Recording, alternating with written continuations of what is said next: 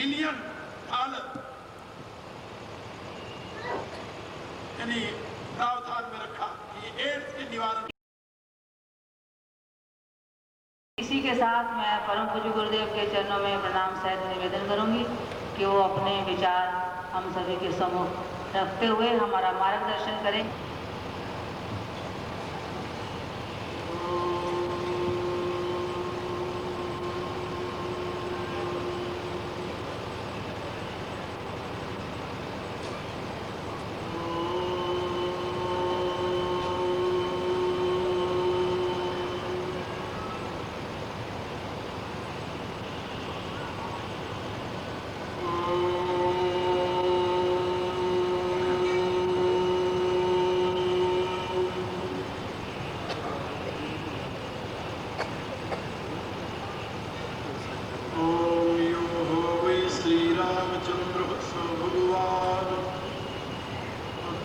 परमानंदात्मा यत्परब्रह्म भूर्भुवस्सुः तस्मै वै नमो नमः। ॐ विश्वामिदेव सवितुर्दुरितानि परास्व यद्भद्रं तन्नयास्व।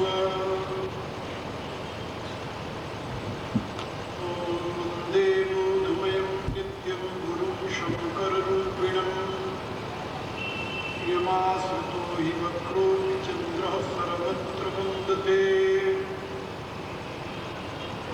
ॐ सीतारामगुणग्राम पुण्यारेण्यविहारिणं वन्दे विशुद्धविज्ञानौ कवीश्वरकवीश्वरौ। ॐ यस्मिन् सर्वं यतो सर्वं यः सर्वं सर्वतश्च यः यश्च सर्वमयो नित्यं तस्मै सर्वात्मने नमः। तस्मै सर्वात्मने नमः।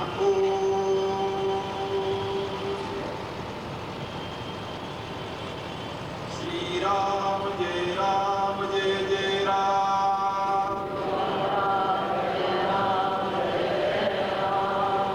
श्री राम जय जय राम।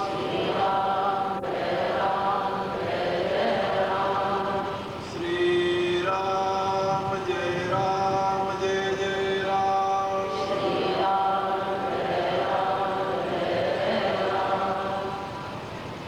बराबर रूप में उपस्थित मेरी प्रिय आत्माओं, करुणा निधान भगवान श्री राम की करुणा आप सभी के लिए सदैव कल्याण का सृजन करती रहे, यह मेरी आंतरिक शुभकामना।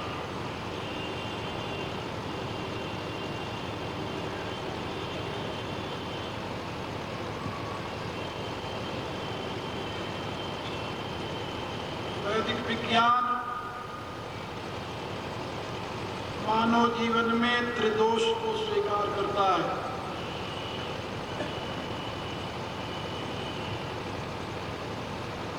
त्रिविध आवरण और त्रिदोष,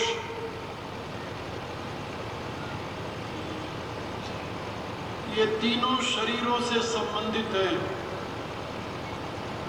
सांख्य शास्त्र का सिद्धांत है त्रिविधम शरीरम।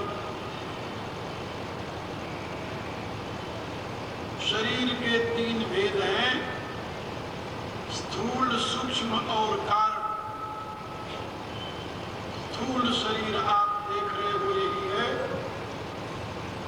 सूक्ष्म शरीर वह है जिससे आप स्वप्न में सारी क्रियाकलाप करते हैं, और कारण शरीर वह है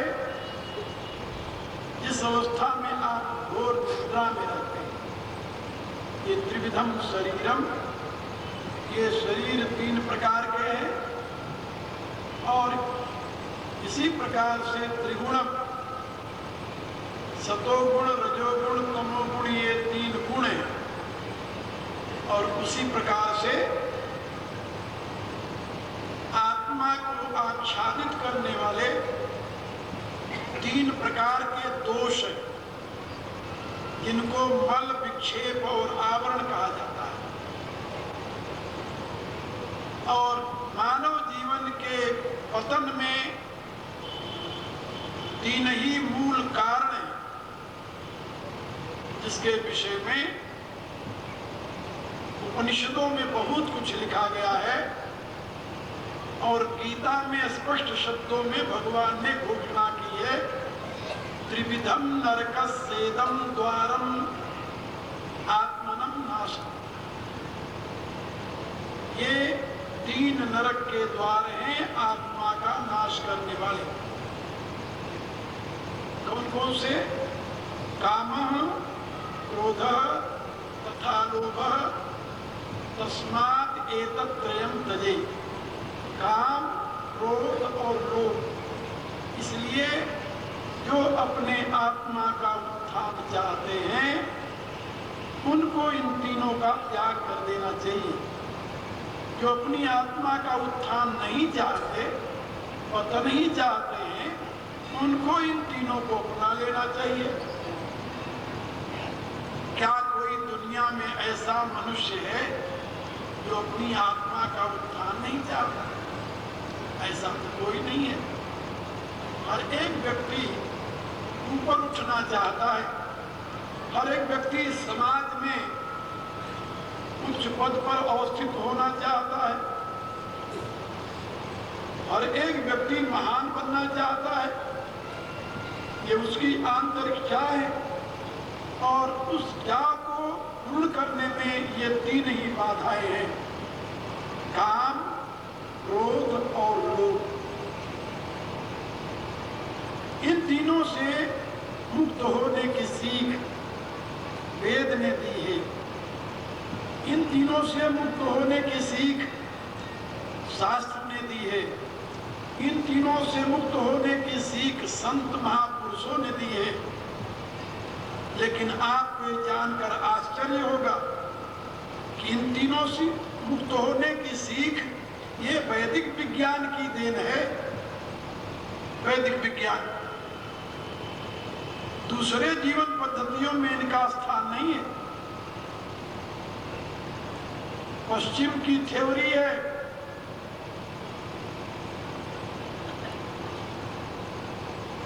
क्या थ्योरी है?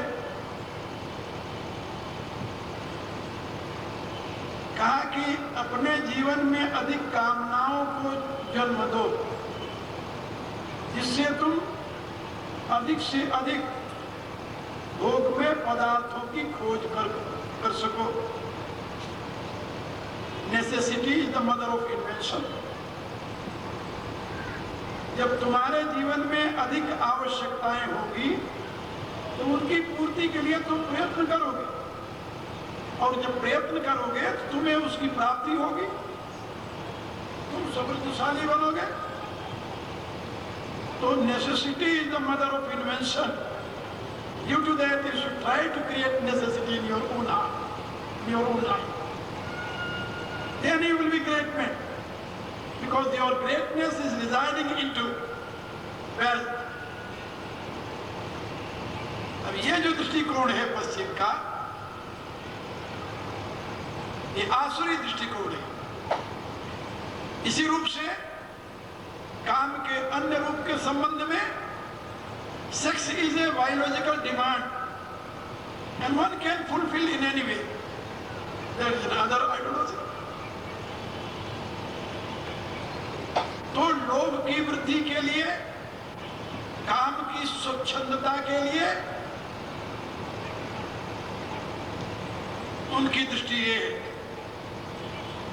और जब लोभ और काम ये दोनों आपके जीवन में प्रबल हो जाएंगे तो क्रोध जिसे कहते हैं, ईर्ष्या जिसे कहते हैं, द्वेष जिसे कहते हैं, इससे आप मुक्त हो पाएंगे। ये तो कल्पना ही व्यर्थ की है।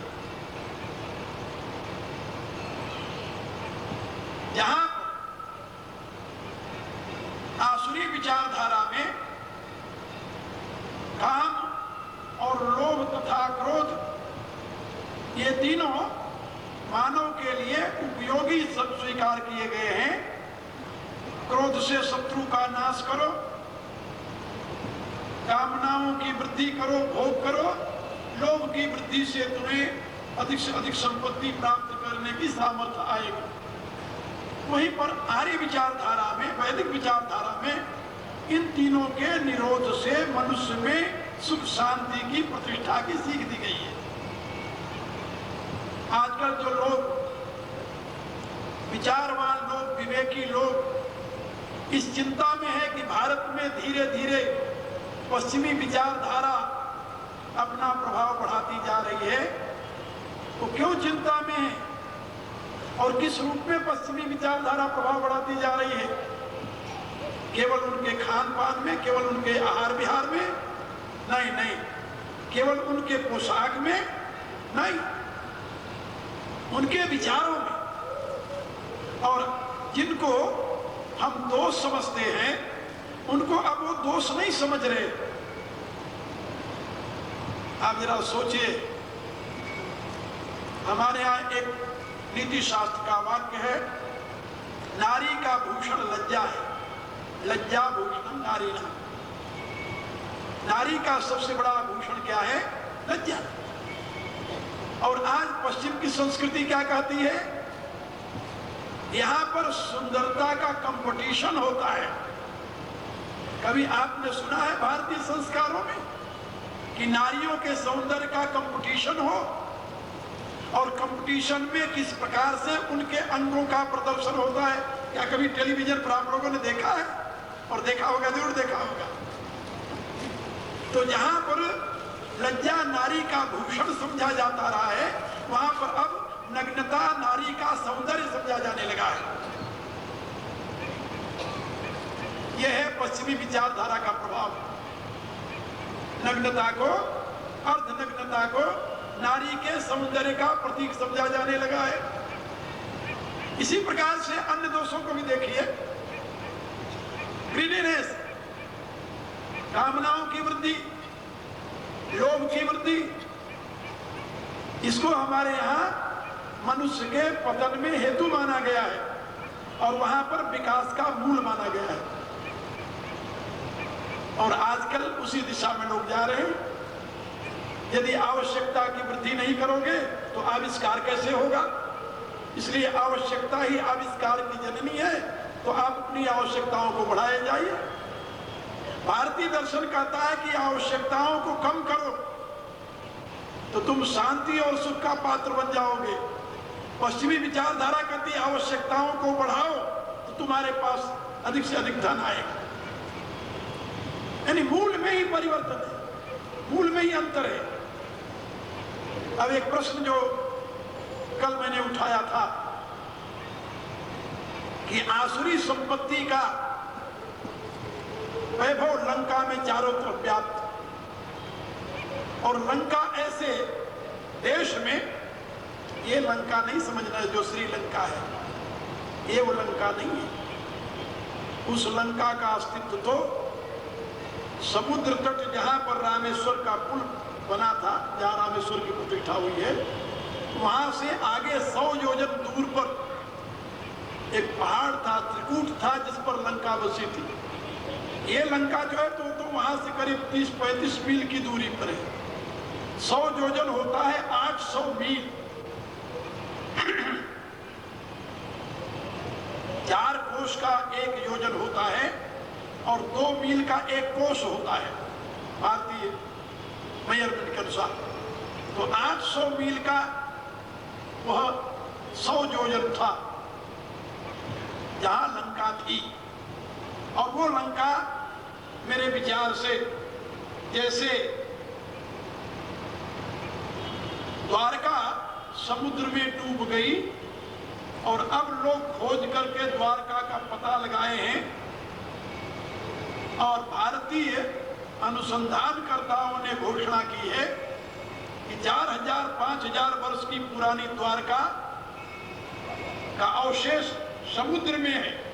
गोताखोरों ने अंदर जाकर के वहां से उसके कुछ अवशेष ले आए जो कि गुजरात के जामनगर के म्यूजियम में रखा हुआ है। इकट्ठा करके, और उन्होंने ये बताया कि वहां पर जहां समुद्र में डूबी हुई द्वारका है, वहां बड़े विशाल विशाल मंदिर जिनकी ऊंचाई 200-200 फुट है, वो उस समुद्र में तह में पड़े हुए हैं, और भी बहुत सी चीजें वहां पर है। इसी प्रकार से जैसे द्वारका डूब गई समुद्र में, हो सकता है कि कुछ शताब्दियों पूर्व ऐसा कोई तूफान आया हो समुद्र में जिसमें लंका का त्रिकूट भी डूब गया हो। अभी तक किसी ने उसका पता नहीं किया। लेकिन एक बात मैं आपको बताऊं कि जहां पर रामेश्वर का पुल था, वो पुल जहां पर था वहां का अवशेष कुछ वर्ष पहले देखने को मिला है, जो कि अखबारों में बड़े विस्तार के साथ दिया गया था। आप लोगों में से किसी ने पढ़ा हो, और जिसको पढ़ने की रुचि हो, मेरे पास कटिंग रखी हुई है, देख ली। वो जो भगवान राम के द्वारा ब्रिज बनाया गया था, उसका कुछ अवशेष आज भी समुद्र में उपलब्ध है। तो वहां से 800 मील दूर लंका थी, और लंका एक त्रिकूट पर्वत पर बसी हुई थी, जहां की रावण का साम्राज्य था। चारों तरफ समुद्र से घिरी हुई होने के नाते रावण उसे बहुत सुरक्षित समझता था। उसकी कल्पना में भी नहीं था कि कोई व्यक्ति 100 योजन डाक करके लंका में आ सकता है। लेकिन जब रावण को यह पता चला कि राम समुद्र के किनारे आ गए हैं, तो उसको एक घबराहट हुई कि ऐसा न हो कि किसी उपाय से, जिस उपाय से हनुमान आ गए थे, कहीं उसी उपाय से राम भी न यहाँ आ जाए। इससे वो भयभीत हो गया, और भयभीत होकर के अपने मंत्रियों से सलाह लेने लगा। उसी समय विभीषण जी आए, तो विभीषण से भी सलाह ली, लेकिन आसुरी विचारों के आधिपत्य में उसी का छोटा भाई विभीषण ये वैदिक विचारधारा को कैसे अभिव्यक्त करने लगा, ये आश्चर्य की बात है। विभीषण ने सबसे पहले रावण के समक्ष अपने विचारों को प्रस्तुत करते हुए इन 3 दोषों की तरफ ही संकेत किया है। सबसे पहले वो कहता है कि जो आपन चाहे कल्याण, सुजस सुमति सुभगति सुख नाना, सो पर नारी इलार गोसाई, तजई चौथ के चंद किनाई। ये काम का विरोध एक पत्नी व्रत को हमारे यहाँ ब्रह्मचर्य की संज्ञा में लिया है। जहां पर गृहस्थियों के लिए ब्रह्मचर्य की बात कही गई है, वहां एक पत्नी में निष्ठा, उसको ब्रह्मचर्य के रूप में ही स्वीकार किया गया है। और भी कई उसमें युक्तियां बताई गई है। जो गृहस्थ में रहता हुआ ब्रह्मचर्य का पालन करना चाहता है, उसके लिए ब्रह्मचर्य का अभिप्राय वहां पर संयमित जीवन से है और एक पत्नी व्रत से है। लेकिन कामना के प्रवाह में जब मनुष्य बहने लगता है, तो उसका संयम समाप्त हो जाता है, और कामातुराणाम न भयम न लज्जा, उसके जीवन में भय और लज्जा के लिए स्थान नहीं रहता। इसलिए वह परनार लीलार का चिंतन करना प्रारंभ कर देता है। तो काम को संयमित करने के लिए पहला उपदेश है विभीषण का। आजकल जो इतना अनाचार, अत्याचार, दूसरे शब्दों में व्यभिचार की वृद्धि होती जा रही है, उसको संयमित करने का यदि कोई सही तरीका है तो वही है जो भारतीय दर्शन ने बताया। पिछले साल में जब अमेरिका में था, अपने आश्रम में वहां पढ़ा रहा था, तो एक सज्जन ने लाकर हमें एक कटिंग दी कि अमेरिका सरकार ने एड्स के कंट्रोल के लिए कितने हजार बिलियन डॉलर यानी प्रावधान में रखा कि एड्स के निवारण के लिए। वो केंट यूनिवर्सिटी के प्रोफेसर थे, मेरे से कहने लगे कि स्वामी जी आपके विचार में इसका कोई निराकरण है? मैंने उनसे कहा कि देखिए, आप अपने यहाँ के वैज्ञानिकों की राय तो जानते हैं। उनका एक कथन है कि एड्स ऐसा रोग जो है वह असंयमित जीवन से आता है, फैलता है। किसी भी देश में फैल सकता है, कोई अमेरिका ही नहीं है। लेकिन यहाँ पर आपके यहाँ असंयमित जीवन के लिए गवर्नमेंट प्रेरणा प्रदान करती है। आपके यहाँ ऐसा कानून बना हुआ है कि असंयमित जीवन जीने के लिए गवर्नमेंट प्रोत्साहित करती है जनता को। वो कैसे करती है? मैंने उनसे कहा, आपको मालूम है ना, यदि एक कुंवारी कन्या किसी लड़के से संबंध करके एक संतान पैदा करती है तो गवर्नमेंट उसका पूरा खर्च देती है, पूरा खर्च, और वो अवैध नहीं माना जाता। लेकिन वही कन्या यदि दोबारा उसी लड़के से संतान पैदा कर दे तो गवर्नमेंट बंद कर देती है। लेकिन वही कन्या यदि एक दूसरे पुरुष से एक और संतान पैदा कर दे, फिर उसको पूरा गवर्नमेंट यानी संरक्षण देगी, पूरी मदद देगी। इस प्रकार से यदि एक लड़की 10 लड़कों से अलग अलग 10 संतानें पैदा करे तो गवर्नमेंट पूरी मदद करती रहेगी। लेकिन एक ही लड़के से, एक ही पुरुष से 10 संतान उत्पन्न करने की चाह रखेगी, जिससे गवर्नमेंट उन्हें पूरी सपोर्ट दे फ्री में, या वो एक पति व्रता बन करके उसके साथ जीवन बिताने का संकल्प लेगी, जिससे गवर्नमेंट की दी हुई सुविधा छिन जाए। वो कहता हम लोग तो कभी इस पर सोचे ही नहीं। हम कहा सोचोगे कहां से? संस्कार में ही नहीं है, ये संस्कार में ही नहीं है। और व्यभिचार ही इस महारोग का मूल कारण है, ये आप लोग रोज पढ़ते हो।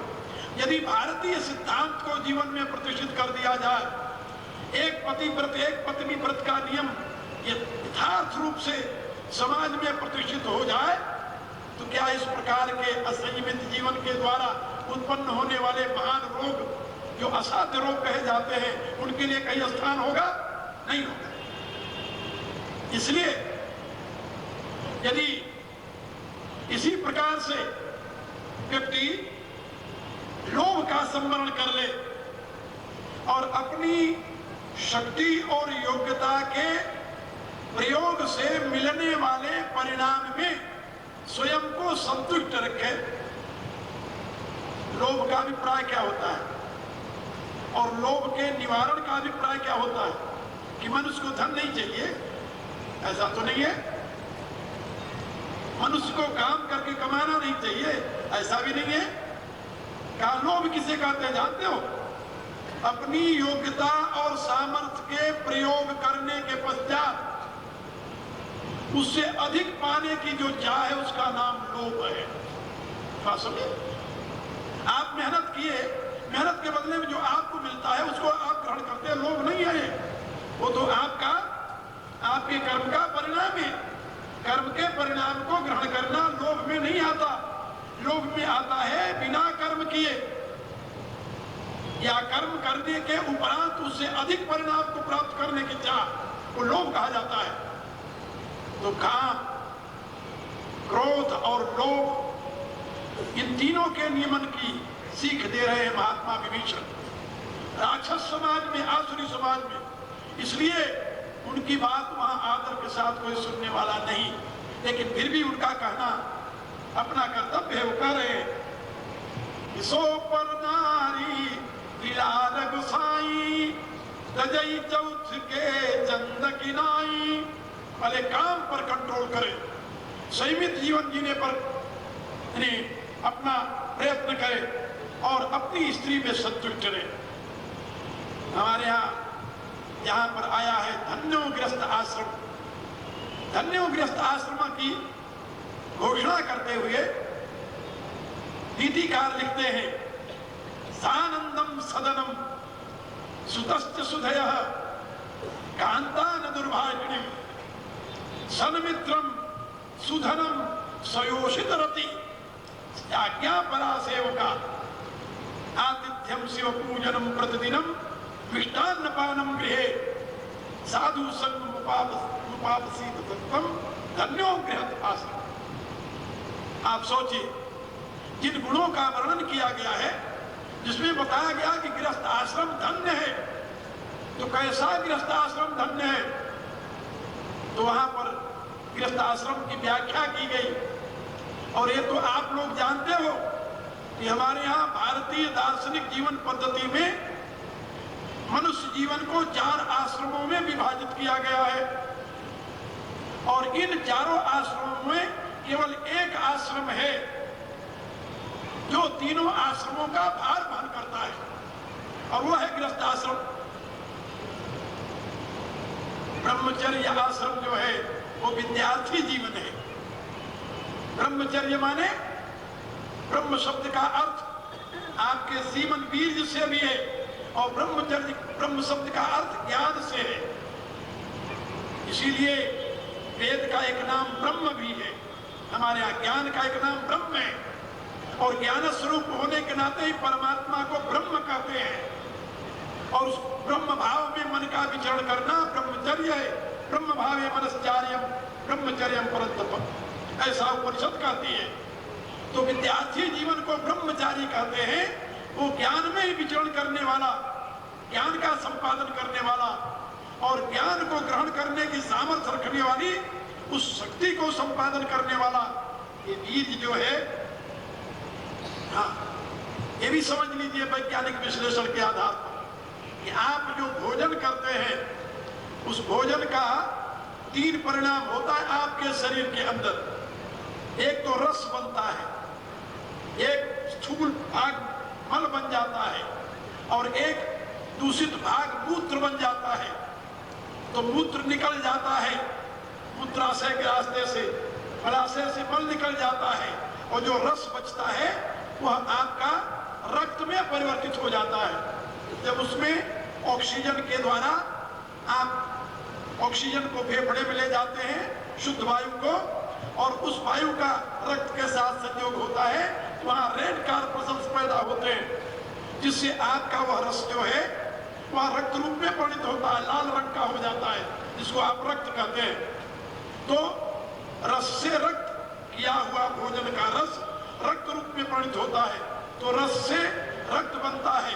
रक्त से आपके शरीर में, जिसे मांस कहते हैं, मांस का उसका रस में, रक्त में होने वाला कुछ अंश ऐसा है जो स्थूलता प्रदान करता है, उससे मांस बनता है। और उसी का एक अंश है जिससे मेद बनता है, फैट जिसे आप कहते हैं। और उसी का एक अंश है जिससे अस्थि बनती है, हड्डियां आपकी। और हड्डी के अंदर रहने वाला एक और पदार्थ है जिसको हमारे यहाँ मज्जा कहते हैं, अंग्रेजी में उसे मैरो कहते हैं। आप समझे? तो रस, रक्त, मांस, मेद, अस्थि और मज्जा, ये मज्जा जो है ये छठा परिणाम है आपके आहार का। और 7वां परिणाम है बीज, सीमन जिसे कहते हैं। वो मज्जा का सार है सीमन, बीज जिसे कहते हैं। और 8वां परिणाम है उसका ओज, ओज जिसे कहते हैं, ये उसका 8वां परिणाम है। और 9वां परिणाम है उसका मन, इसका अन्न का। इसीलिए हमारे यहाँ कहा जाता है जैसा खाए अन्न वैसा बने मन। तो मन जो है वो 9वां परिणाम है, और मन अंतःकरण का अवबोधन कराता है। उसी से बुद्धि का आविर्भाव होता है, बुद्धि का विकास होता है, प्रकाश होता है। इसीलिए वेद की घोषणा है आहार शुद्धौ सत्व शुद्धि, सत्व शुद्धौ ध्रुवा स्मृति, ध्रुवा स्मृति लंबे सर्वग्रंथि नाम भी प्रमोक्ष। आहार की शुद्धि से आपकी बुद्धि शुद्ध हो जाती है। और भगवान ने भी कहा है आयु सत्व बलारोग्य सुख प्रीति विवर्धना रस्या स्निग्धा स्थिरा हृदया आहार सात्विक। सात्विक आहार से आपके जीवन में छह प्रकार के गुण विकसित होते हैं। आपकी आयु लंबी होती है, आपकी बुद्धि शुद्ध होती है, आपको बल प्राप्त होता, आत्मबल प्राप्त होता है, आप निरोगी होते हैं, आप में सुख की होती है और प्रेम की वृद्धि होती है। अरे रातों दिन